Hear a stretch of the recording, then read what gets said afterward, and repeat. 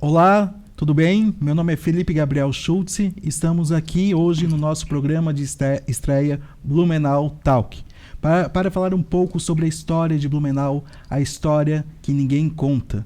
Durante o nosso programa, a gente vai falar sobre uma sociedade secreta que desperta muita curiosidade em Blumenau, muita curiosidade na região de Blumenau, e aqui a gente vai desvendar um pouco sobre essa sociedade secreta que iniciou com a vinda de Dr. Blumenau e que foi uma das bases para o empreendimento de Dr. Blumenau aqui na nossa cidade. Como a nossa primeira entrevistada, estou com a professora, arquiteta e escritora Angelina Wittmann. Prazer conhecê-la, prazer estar aqui com você hoje. Que honra estar no teu primeiro programa, ocupando um espaço tão importante na cidade de Blumenau, que é trazer esclarecimentos e fatos históricos. Geralmente aqueles que não são muito bem, não estão bem destacados ainda, e nos motiva a buscar respostas. Muito obrigado, professora. A gente se propõe nesse programa justamente a desvendar o que a gente sempre aprende na escola. Será que existiam túneis em Blumenau? Sim ou não? Fato ou fake? Então aqui a gente vai desvendar algumas fake news ou falar a verdade sobre algumas situações que a gente precisa, a nossa cidade precisa saber, né? Então, hoje a proposta é para falar sobre uma sociedade secreta aqui em Blumenau. A gente vai falar sobre a maçonaria em Blumenau. Professora, o que é maçonaria? É uma religião? É um clube? O que é a maçonaria de forma geral? Para a gente começar a nossa conversa. Você sabe que eu vim de uma família bem católica.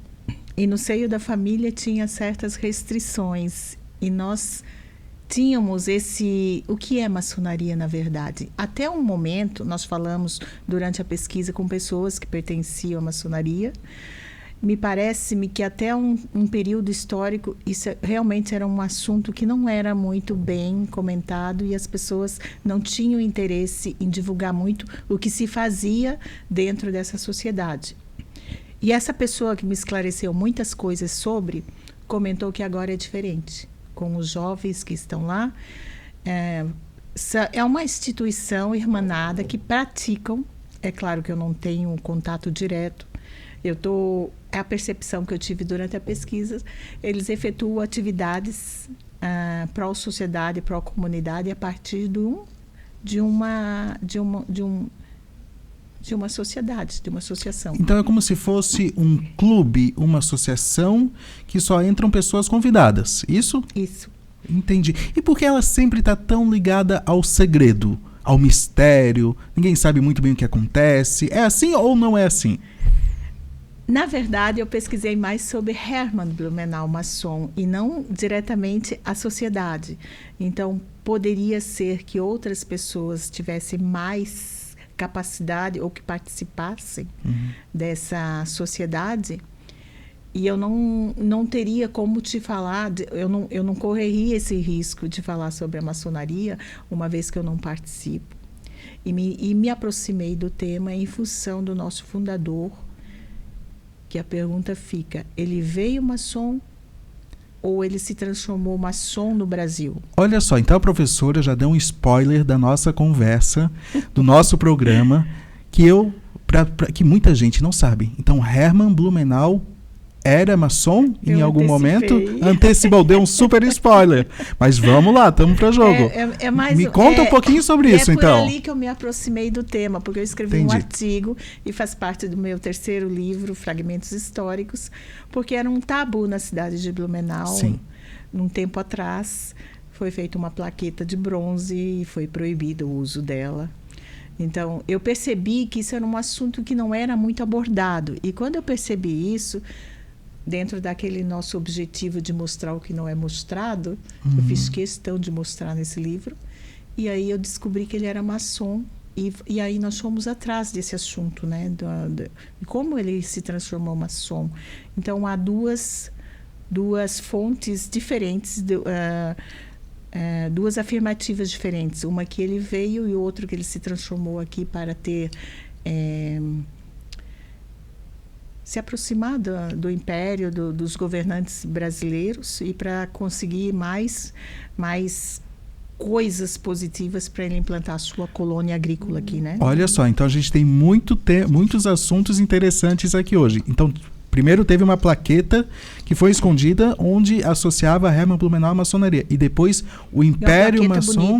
Bonita? Uma plaqueta bonita que está guardada. Conta um pouquinho mais sobre essa história da plaqueta, por favor. Então, assim, uma coisa a gente já sabe. Hermann Blumenau era maçom. Era maçom. E em algum momento foi escondido. Até tinha uma plaqueta. Conta mais essa história um pouquinho. E até a informação... Quando eu buscava pesquisa para o livro A Ferrovia no Vale Itajaí, Estrada de Santa Catarina, nós fomos até a Fundação Cultural e nos informaram, me mostraram lá as fotografias. Eu disse, que é isso? Porque eu vi o símbolo da maçonaria ali. Que está aqui no seu livro.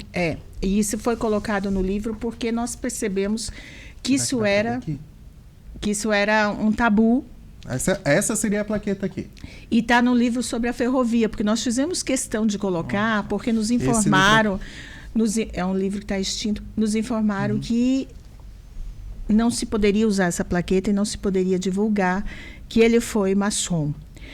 E lá nesse momento nos informaram que a plaqueta foi feita na época que se comemorava os 100 anos de Blumenau. Mas, na verdade, ela foi feita os 100 anos da morte de Blumenau, né?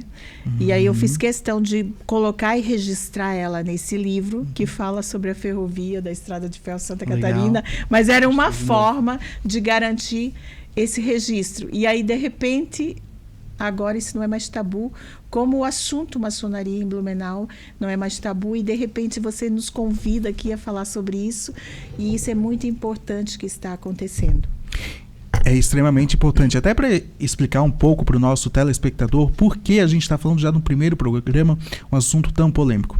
Eu sou escritor, escrevo nos portais da nossa cidade, e eu falei numa coluna muito simples, muito singela, até sem muita pesquisa, o doutor Blumenau era maçom, vocês sabiam disso? E eu li. A senhora leu. Até fico com vergonha porque não era tão acadêmica assim a coluna, o artigo. Eu acho importante que a informação e o conhecimento utilize dessas ferramentas atuais que não veio na nossa época e nós ganhamos isso de presente. Tem que noticiar mais e mais e colocar. E esse momento desse contato nos fez estar aqui nesse encontro. Exatamente. E a professora já me contatou, mostrou o blog dela, que eu achei sensacional. Depois a gente vai falar um pouquinho mais sobre esse trabalho. E aí, mas tiveram muitas dúvidas sobre a maçonaria. Mas muitas mesmo. Pessoas comentando, Deus acima de tudo. Sabe? Coisas que talvez não eram tão verdades assim. Então eu pensei, é um assunto que a gente precisa conversar mais com a população. Com mais pessoas. Por exemplo, nas andanças de pesquisa, nós vemos o símbolo da maçonaria e sobre os portais das igrejas. O que isso significa? Também a Rua das Palmeiras em Blumenau, ela recebeu o nome de Rua das Palmeiras pelo carinho que Hermann Blumenau tinha com a loja Zur Friedenspalme, a Palmeira da Paz, e ele veio de colocar qualquer outro tipo de arborização na Rua das Palmeiras, o primeiro boulevard de Blumenau. Ele colocou as palmeiras e descobrimos que ali num dos lados da Rua das Palmeiras, o oposto da loja lá do outro lado... Sim, a loja branca, Casa Branca. O oposto dessa loja tem um obelisco, um monumento maçom. Eu acho que poucas pessoas sabem disso. E aí, professora Angelina Paes, voltando à plaqueta. Era uma plaqueta grande, média... Foi escondida, foi perdida? Como isso aconteceu? Eu não saberia dizer onde está esse objeto valioso histórico. É uma plaqueta, inclusive tem uma parte descrita, é uma plaqueta de bronze, se eu não me engano. E quem fez foi o Max von Kawasinski, em 1899. E era mais ou menos de um tamanho razoável? Eu não vi ela, eu vi a fotografia dela. A fotografia. E não tem um objeto que referenciasse, desse para ter uma noção do tamanho. Entendi. Então, de repente, os teus teleouvintes, se alguém souber da origem dessa plaqueta e onde ela está, isso seria muito interessante saber. Ela tem muitos detalhes. Inclusive no texto e nos artigos que eu escrevi, eu estudei cada um desses detalhes. Porque eu não sei se vocês conseguem ver, aqui ela até tem o símbolo, tá? Tem muitos detalhes. O símbolo aqui principal da maçonaria, né? É. Então, E tem também, eu não sei se você sabe, o método Schröder. É um dos métodos que... É um dos métodos dentro das lojas de maçonaria. Eu não sou expert em maçonaria, mas eu li que a loja que Hermann Blumenau incentivou a fundar e foi legalizada em 1885, um ano depois que ele foi embora, ela utilizava o método Schröder. E nessa placa, em algum desses símbolos, eles notificam que o método era o Schröder utilizado. Que é mais assim... Professora, a gente já vai falar sobre o método, só segura um pouquinho. Quero voltar também à história do Império, Dr. Blumenau querer se aproximar do Império através da maçonaria. Isso talvez, claro, não esteja registrado, mas é muito interessante para os nossos ouvintes. Somente para os nossos ouvintes se localizarem no espaço e no tempo, o imperador era Dom Pedro II, certo? Dom Pedro I era um maçom muito reconhecido e parece que Dom Pedro II também era um maçom conhecido. Uma pessoa cultíssima, culta. As pessoas de Blumenau do século XIX amavam Dom Pedro II. Existe uma praça ali perto do... aonde fica o vale... onde fica a Hering ali. Existe uma praça ali com um busto lindíssimo do Pedro II. Existiu o baile do aniversário do Pedro II. Isso reflete a aproximação que esse Hermann Blumenau tinha com ele. Ele também era maçom. E a grande dúvida é se o Hermann Blumenau se tornou um mestre realmente lá em Hamburgo em 1845, 2 anos antes dele chegar a Blumenau, ou ele se tornou maçom, porque existem fontes distintas que falam diferentes. Então, que essa nossa conversa também esclareça e que as pessoas que tenham mais informações sobre tragam às claras o que realmente aconteceu nessa década de 1840. Mas que ele se tornou maçom e ele era amigo do outro maçom que era o nosso imperador Pedro II, e esse tinha laços estreitos com Blumenau. Eu não sei se ele chegou a visitar Blumenau, mas as pessoas daqui cultuavam como se ele estivesse presente em bailes, em músicas, em peças, bustos na praça, o busto lindíssimo, e tinha uma aproximação muito grande. E isso talvez foi conseguido através desses laços dentro da Irmandade da Maçonaria também. Então, Blumenau veio para cá maçom, ou ele se tornou para conseguir essa amizade que ele realmente tinha com o imperador do Brasil? Agora, nosso telespectador, a gente já vai conversar sobre como era essa loja de Blumenau aqui, que Hermann Blumenau era mestre. A gente já vai falar sobre os detalhes. Mas antes, eu tenho até uma dúvida. Para fazer uma conversa, a gente não vai ter esse fato histórico, mas a gente pode pensar que a colônia deu certo, ou esse espaço deu certo por conta desses laços de cultura, de Dom Pedro II ser muito intelectual. Hermann Blumenau tinha doutorado, para quem não sabe, era farmacêutico, tinha doutorado, então também era um homem muito culto. Então esses laços intelectuais, a gente pode dizer, foi um dos motivos da vinda de Dr. Hermann Blumenau e desse bom relacionamento que tinha com a colônia. Não?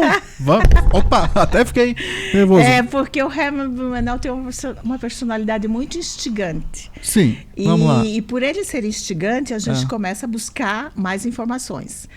Você sabia que ele era um fiscal? Não. Qualquer livro de escola aqui fala que ele era fiscal, mas não mencionava o fiscal de quê? Isso me intrigava. Sim. Ele veio a primeira vez para o Brasil como fiscal de alguma coisa, mas não sabíamos de quê. A primeira vez, então, não foi já para ver a colônia? Olha só. Ele era muito... Isso é notícia. Ele era muito calculista, detalhista, e ele não dava um ponto sem nó, como fala a lógica popular. Sim. Então, ele veio como fiscal, representando o governo dele, viagem gratuita. Sim. Viajou ao Rio Grande do Sul, viajou Santa Catarina, mas fiscal de quê? Aí alguém um dia perguntou para nós pesquisarmos os alemães nas fazendas de café. Estava sendo já abolida a compra de escravos e os cafeicultores estavam à beira de um trágico... E eles precisavam de mão de obra, porque eles não tinham mais como... E aí eles optaram por imigrantes. E eles traziam esses imigrantes com promessas, faziam as promessas lá. Imigrantes não só alemães, italianos, porque ocupavam as senzalas. Ninguém comenta disso. Ocupavam as senzalas. E quando eu estava no meio da viagem, eles já ficavam sabendo que eles tinham que quitar a viagem, não era gratuita. Então, ali vinham com dívidas, né? Eles já tinham uma dívida, enquanto eles não pagassem a dívida deles, eles tinham que comprar na venda da fazenda, já eram mais dívidas. Criou-se uma situação social muito difícil, e isso foi de volta para a Europa, foi de volta para o território que era a Alemanha, que se tornou a Alemanha depois. E aí o governo mandou o Hermann Blumenau como fiscal das fazendas de café. E aí ele viajou pelo sul, Desterro, São Pedro de Alcântara, subiu o rio Itajaí. Desterro, quando a gente fala, é Florianópolis, né? Olha que nome lindo, era Nossa Senhora dos Desterros. E subiu pelo rio Itajaí-Açu e foi tomar café na casa de Pedro Wagner, que já morava ali em Vorstadt. E o que ele fez nessas andanças? Ele perguntou tudo para viabilizar a implantação da colônia agrícola particular dele. Ele foi o primeiro vendedor, negociante de terras de Santa Catarina. Então, ao contrário dele comentar lá na Europa sobre os problemas dos patriotas, dos alemães, dos suíços ali nas fazendas de café, ele encontrou um sócio lá na Alemanha, que era jornalista, geógrafo, e eles criavam a narrativa que aqui era uma beleza para se morar. Ele contava as laranjas que tinham no pé para ver quanto que eles iam vender, porque na Alemanha existem as 4 estações e tal, e aqui era farto em função do clima. E ele visualizou isso e voltou para o Rio de Janeiro, encontrou com o Pedro II. Chegaram a se encontrar? Sim, ele ficou vários meses no Rio de Janeiro. E ali ele pegou e visualizou, encontrou o sócio ali em Nossa Senhora do Desterro, que era o Hackrat, que foi o carinha que subiu o Rio do Testo e mais ou menos descobriu onde era o local de Pomerode. Só que ele deixou esse senhor aqui e foi para a Alemanha buscar os primeiros imigrantes. Ele ficou ali não sei quanto tempo, e o pessoal que estava junto com a família, tinha vários imigrantes de São Pedro de Alcântara já ali, e eles ficaram torcendo para que essa colônia desse certo, porque daí... Então, professora Angelina, me corrija se eu estiver errado. Nós estamos saindo da pauta.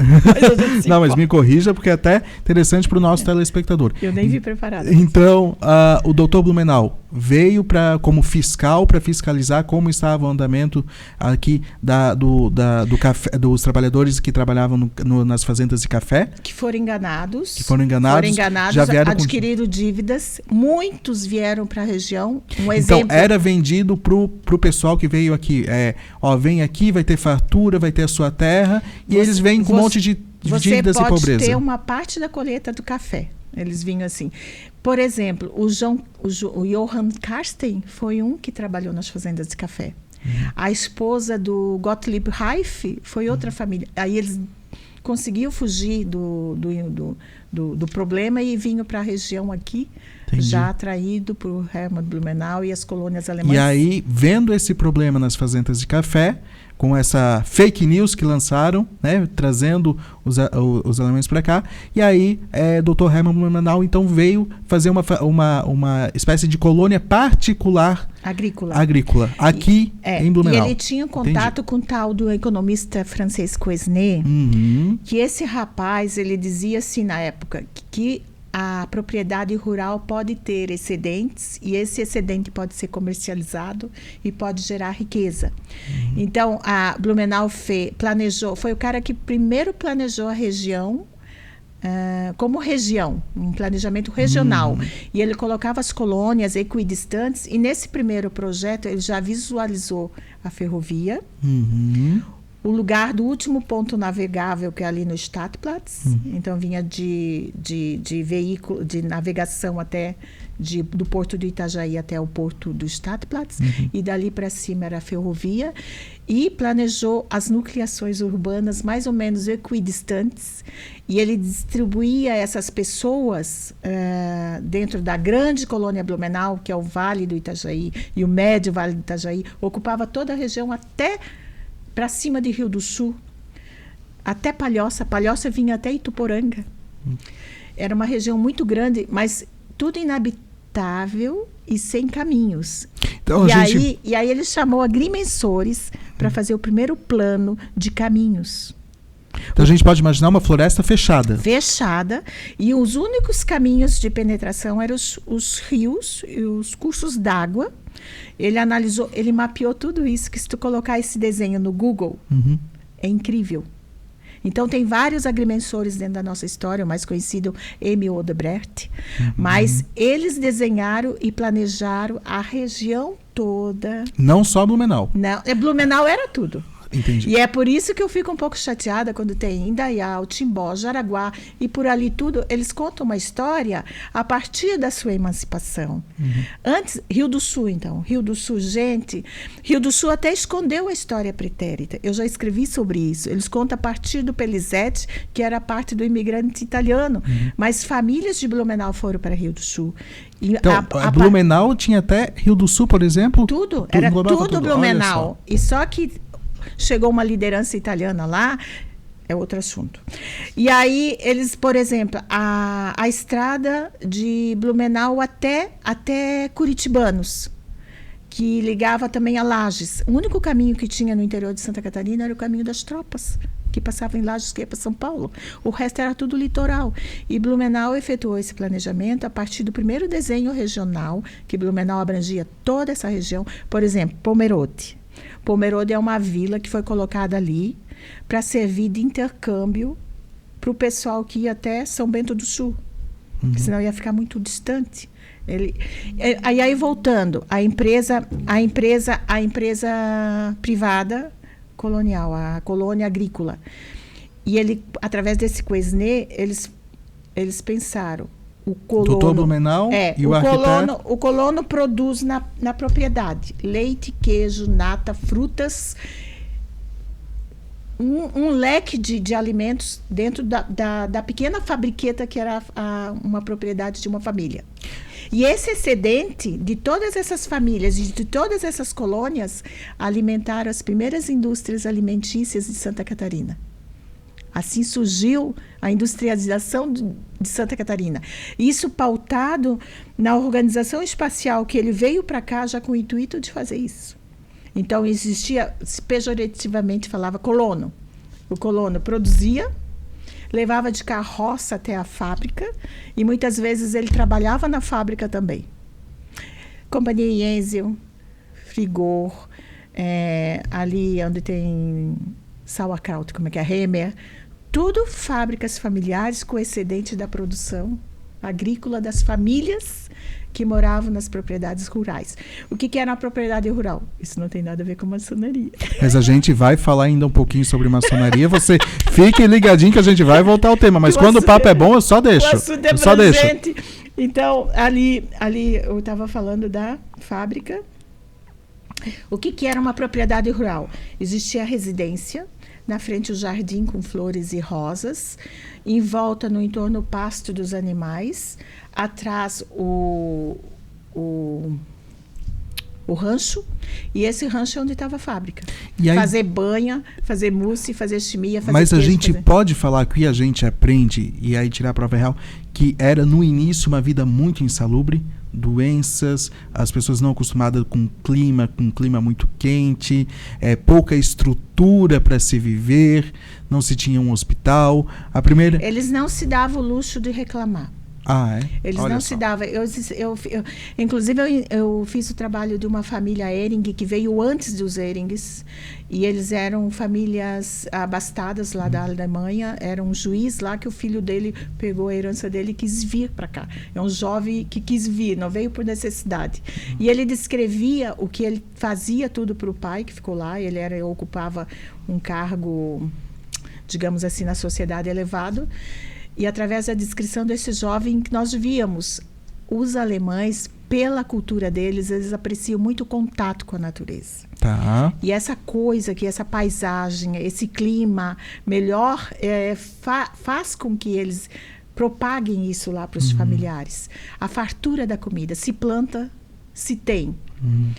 Então eles se adaptaram e eles não reclamavam disso. E se era ruim, se vinha uma enchente e acabava com tudo, como a gente viu em 1880, que eles tinham acabado de se organizar, muitas vezes fazer a casa permanente, que eles moravam em ranchos de taipa e de galhos, até fazer a casa permanente. Veio a enchente e levou tudo.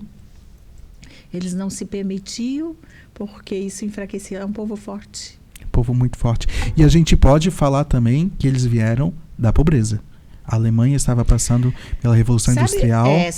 Isso aconteceu lá, porque eu já estudei isso, inclusive no mestrado, a industrialização tardia que deixou a Inglaterra preocupada, e a Alemanha caiu até na Primeira Guerra Mundial de gaiata, porque Bismarck colocou itens que fossem seguidos para se tornar um país forte, e disciplina prussiana, e eles não se permitiam errar, e com isso eles foram se destacando. E houve uma industrialização. Isso preocupou a Inglaterra, como eu falei, e aí houve grande migração do campo para a cidade e a forma de produção mudou. A forma manufaturada, da manufatura, veio a parte da industrialização, do maquinário, e isso foi modificando e deu um colapso econômico. Uma crise econômica na Alemanha. Uma crise econômica. E aí, quando se falava... Pobreza, miséria, pouca terra. E não falta de não querer trabalhar. Sim, Mas sim. aí, quando eles falaram que se plantava batata aqui e se dava essa batata do tamanho de um braço... As propagandas, né? E aí a gente volta às propagandas. Era o Aipim. Então, essa fartura... Volta às propagandas. E o Hermann Blumenau, quando percebeu isso na primeira andança dele, ele viu que poderia ser feita uma colônia agrícola. Professora, e aí a gente precisa voltar ao tema de como era a primeira loja maçônica de Blumenau. Mas a gente vai fazer isso no nosso próximo programa, que eu vou contar para você toda quinta-feira, do seu Blumenau Talk, que a professora vai estar aqui de novo. Se compromete? Sim. Se compromete se estar aqui de novo conosco para o nosso próximo programa, onde a gente vai falar um pouquinho mais sobre a maçonaria, a loja de Hermann Blumenau aqui em Blumenau. Fique com a gente.